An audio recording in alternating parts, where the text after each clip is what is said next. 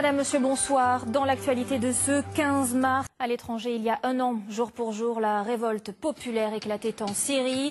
Une manifestation à Paris commémore en ce moment même ce triste anniversaire. Des bougies brûlent sur la place de l'hôtel de ville. Plus de 9000 morts en Syrie selon les ONG. Amnesty International dénonce aussi des tortures systématiques. Huguette et Khalid Aoutaï. Le peuple veut la chute du régime. Un simple graffiti écrit sur le mur de l'école par une dizaine d'enfants de Deraa, une paisible ville de province. En ce jour de mars 2011, difficile d'imaginer qu'un geste aussi anodin va embraser tout un pays. Et ces enfants ont été donc arrêtés par les services de renseignement, torturés. Et lorsque leurs parents sont venus les chercher, le chef des renseignements a refusé.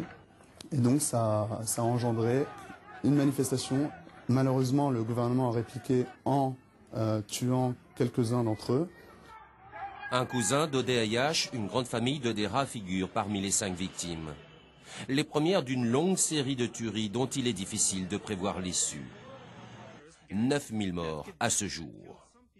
Et depuis quelques semaines, de véritables images de guerre. Ici, en début de mois, le quartier rebelle de Bab Amr à Homs, détruit par des semaines de bombardements, un champ de ruines.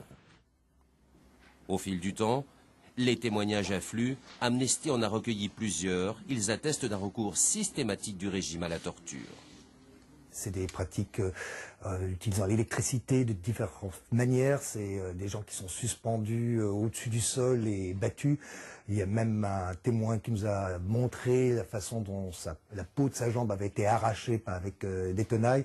Viol aussi. Et pendant ce temps, selon un journal britannique qui se serait procuré les mails privés du couple Assad, Madame passerait son temps à acheter bijoux et articles de luxe, tout en adressant à son mari de tendres « je t'aime ».